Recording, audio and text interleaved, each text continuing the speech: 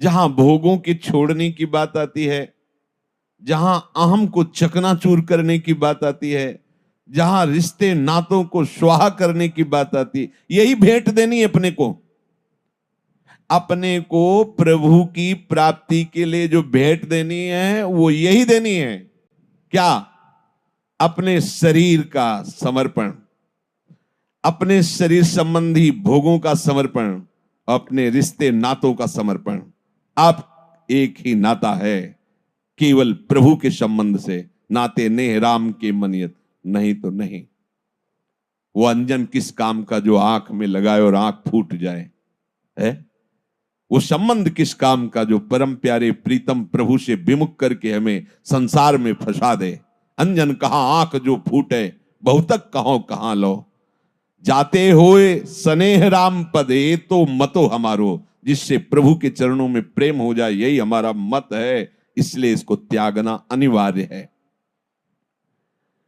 उपासक जो सत्संगी है, मीठा बचन उचारिए, नवता सब सू बोल। हृदय माहि विचार के, तब मुख बाहर खोल। मृदु वचन बोलना सीखो।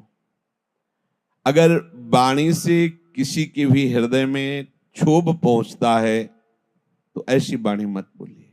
वाणी ऐसी बोलिए मन का। सत्संग तुम्हारे ऊपर असर तब करेगा, पहले आप सुधार कीजिए। कपड़े में रंग चढ़ाने के पहले उसकी अच्छी धुलाई हो जाती है, फिर बढ़िया रंग चढ़ता है। ये बड़ा गंदा है हमारा अंतःकरण, इंद्रियां।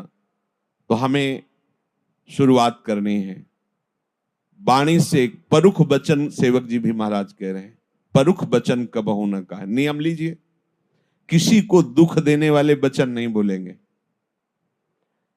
नवता सबसु बोल, दैन्य होकर। तभी अंदर जो छुपा हुआ ठाकुर सबके हृदय में वो प्रकाशित होने लगेगा। जब देखेगा ना कि आप पद्धति से चल रहे, दैन्य भाव से चल रहे, तो मुस्कुराने लगेगा। फिर ये रूप अंतर ध्यान हो जाएंगे, वही दिखाएगा, दूसरा नहीं। कोई भी बात बोलने के पहले हृदय में विचार कर लीजिए कि कहीं ये किसी की निंदास्पद बात तो नहीं, इसमें दोष दृष्टि तो नहीं किसी की, इसमें किसी को दुख पहुंचने वाली बात तो नहीं है। ये तीन बातें देख लो। किसी को दुख पहुंचने वाली बात तो नहीं बोलने जा रहा हूं, इसमें किसी का दोष दर्शन करके बात तो नहीं बोल रहा हूं, किसी की निंदा तो नहीं कर रहा हूं। अगर ऐसा आप, तो वाणी बहुत अपराध करती है। सबसे ज्यादा पाप वाणी से होते हैं। वाणी को अपने लोगों ने शासन से बिल्कुल मुक्त कर दिया है। जो मन में आवे सो बोलो, जैसे मन में आवे वैसे बोलो। नहीं, वाणी एक अमूल है, जो कोई बोले जानी। ही तराजू तौल के, तब मुख बाहर आनी। बहुत संभाल कर भजन करने वाले उपासक को वाणी पर विशेष ध्यान देना चाहिए। श्री चरणदास जी कह रहे हैं, बिना स्वाद ही खाइए, राम भजन के हेतु। चरणदास कहें सूरमा, ऐसे जीतो खेत। इस संसार रूपी रणभूमि पर यदि विजय प्राप्त करना है तो स्वाद रहित भोजन करने का अभ्यास करो। देखो, ये जो चटोरापन जवान में बैठ गया है, आप इच्छा मत कीजिए। आपके भरण पोषण करने वाले प्रभु हैं। कभी वो स्वादिष्ट पदार्थ मिल रहा है तो बिना स्वाद बुद्धि के भगवत प्रसाद रूप पा ली। कभी रूखा सूखा मिल रहा है, उसे पा ली। अगर आपको ही बनाना है और भोग लगाना है तो ध्यान रखना है कि जैसे एक श्री जी को तो अब हलवा, खीर, ये आप सच्ची मानिए श्री जी ये सब नहीं पाती है। ये तो हमारे लिए आवश्यक है, पांच भौतिक शरीर के पोषण के लिए तो उसका भोग लगता है। क्योंकि प्रभु को पवाए बिना तो वो ऐसे दर्शन कराते हैं। श्री जी और लालजू जो पाते हैं वो केवल प्रेम भोगता है, केवल प्रेम, दूसरा वो पान नहीं करते। हमारे प्रियालाल ये प्रेम स्वरूप है और ये प्रेम की ही क्रीड़ा करते हैं और ये प्रेम का ही भोग लगाते हैं। तो प्रेम तो जल से भी युक्त होकर के दिया जा सकता है। जो भी आप वो प्रेम से युक्त होकर दो, हमारे प्रभु पाएंगे। प्रभु पदार्थ नहीं पाते, प्रभु उसमें प्रेम जो उपासक का होता है वो प्रभु पाते हैं। ये बैठा लीजिए, ये भ्रम हटा दीजिए कि 56 प्रकार के भोग श्री जी को पवा के अधीन किया जा सकता है। फिर तो श्री जी अरबपतियों की ही होती, अपने गरीबों किंचनों की तो होती ही नहीं। लेकिन कहीं ऐसा नहीं पाया गया सिद्धांत। ये जो उत्तम उत्तम भोग वर्णन का है उसमें आपके जो उत्तम उत्तम भाव, आज प्रफुल्लित हो रहा है हृदय, आज श्री जी को खीर का भोग लगाएंगे, आज ये जो उसमें आपका आंतरिक भाव बन रहा है, तो अगर बाहर नहीं भी पदार्थ अर्पित किया और भाव बल गया तो श्री जी ने पा लिया। श्री जी पदार्थ भोगता नहीं है, ध्यान रखना। पदार्थ भोगता देहाभिमानी जीव होता है। इसीलिए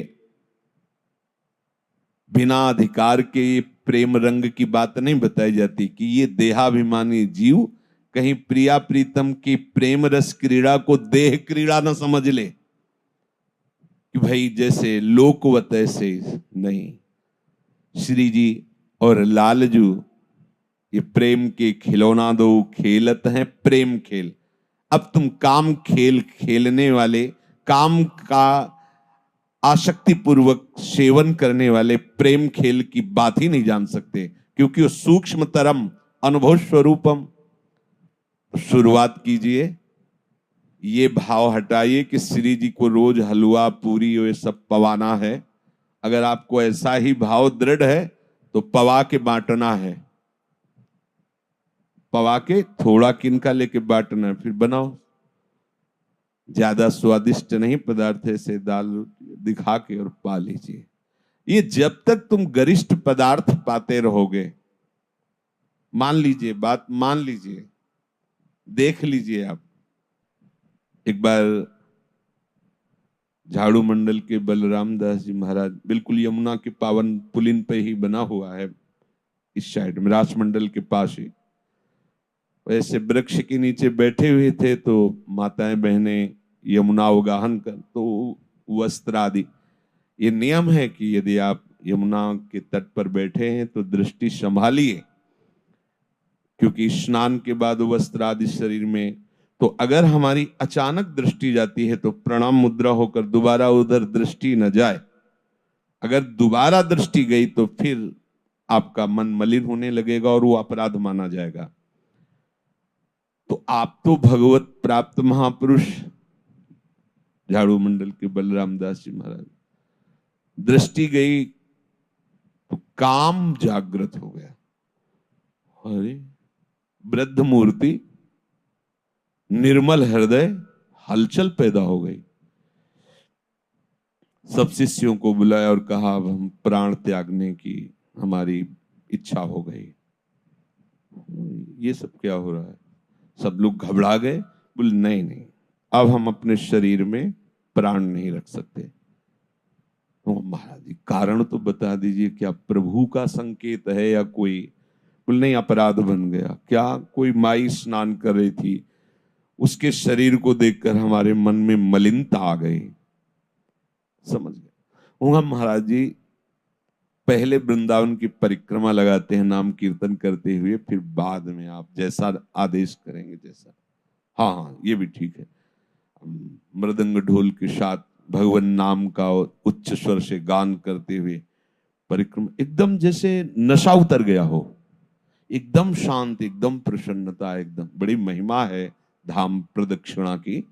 भक्ति के 64 अंगों में प्रदक्षिणा भी एक अंग है। तो उनका अरे ये कैसे हमारे अंदर वृत्ति आ गई थी, कितनी निकृष्ट। पहले तो काम और फिर शरीर छोड़ने की बात। कल का प्रसाद कहां का था? उसे प्राय भिक्षान्न आता था, तो कहा कि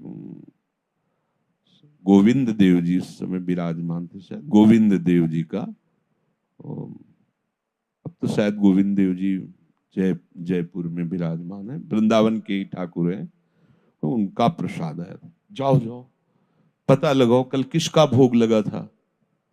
तो वहां जाके पता लगाया कल किसकी तरफ से गोविंद देव जी भोग आरोगे, उनका कलकत्ता की एक वैश्या ने भोग लगाया था। बहुत गुस्सा लगी, बलराम दास ठाकुर जी के सामने गए और ठाकुर जी से कहा कि आपका प्रसाद न पावे तो अपराध लगता है, प्रसाद पावे तो हमारा चिंतन बिगड़ गया। बोले हम क्या करें इसमें? ठाकुर जी से जब कहा जाता है कि गोविंद देव जी का प्रसाद है या अमुक ठाकुर जी का प्रसाद है, तो हमें पाना ही है क्योंकि हमारे आराध्य देव है, और ना पावे तो अपराध लगता है, और पावे तो देखो कैसी बुद्धि कर दी। क्या है ये? तो जो सिद्ध पुरुष होते हैं भगवान उनसे बात करते हैं। सिद्ध पुरुष का मतलब होता है प्रभु के सिवा जिनके हृदय में कहीं कोई राग नहीं है, तो उनका प्रभु से इतना अपनापन होता है जैसे छोटे बच्चे का माँ से होता है। वो लड़ भी सकते हैं, वो बात भी कर सकते हैं, वो रूठ भी सकते हैं, तो माँ जैसे बच्चे को मनाती ऐसे प्रभु मनाते हैं। तो प्रभु ने कहा कि प्रसाद का मान रखने के लिए किनका ले लो और माधुकरी मांग के पाओ। हमने कब आदेश किया कि आप पूरा का पूरा शब्द, हाँ ये ठीक है। उन्होंने उसमें नियम लगाया अपने परिकर को कि ठाकुर जी का प्रसाद किनका और माधुकरी। ये बात ठाकुर जी के प्रसाद की लघुता के लिए नहीं कह रहे, उनको संपूर्ण चराचर जगत का यदि भाव देखो, वही आधार है, वही व्यवहार है, और वही सम है, और वही विषम है। पूरे चराचर जगत का वो, तो उनमें कोई फर्क पड़ने वाला है क्या? उनमें, लेकिन अपने में पड़ जाएगा, क्योंकि एक सीमित शरीर है और ये तत्वों से, पंच तत्वों से बना हुआ है। इसमें जैसा जाएगा वैसा भाव प्रकाशित होगा। चाहे कोई भजन करके सिद्ध हो गया हो, पर प्रभु के समान व्यवहार नहीं कर सकता। प्रभु के समान हो सकता है, प्रभु और प्रभु के जनों में अभेद है, ये पक्की बात है, पर वो प्रभु के समान ऐश्वर्यवान नहीं हो सकता कि उसके कहने से सूर्य चलेगा, उसके भय से मृत्यु भयभीत होगी। ऐसा नहीं है। वो विराट रूप रख के संपूर्ण, ऐसा नहीं है। वो उसी समुद्र में तरंग लीन हो गई, वो समुद्रमय हो गया, पर तरंग समुद्र नहीं प्रकट कर सकती, पर समुद्र करोड़ों तरंग प्रकट कर सकता है। इतना भेद बना ही रहता है। यहां कह रहे हैं कि बिना स्वाद ही खाइए। यदि सत्संग का रंग हृदय में चढ़ाना है तो बिना स्वाद, इस पर हम बहुत बार चर्चा करते हो, आप सुनते हैं पर असर नहीं होता। कहते आप ही तो बनवाते हैं और जो पवाते हैं वही पाते हैं।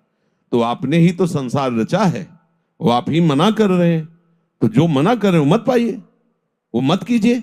आपका ही तो रचा हुआ है पूरा संसार, आपका ही तो रचा है। अशुद्ध, अभक्ष, दुष्ट, ये सब उन्हीं का तो रचा हुआ है। तो उन्होंने ही तो आदेश किया है, ऐसा करो, ऐसा ना करो। जो कहते हैं ना करो वो ना करो, उसमें थोड़ी कि आपका ही दिया हुआ है, तो फिर और कुछ भी आपका दिया हुआ है। ऐसे ही आपको समझना होगा। कुछ समय तक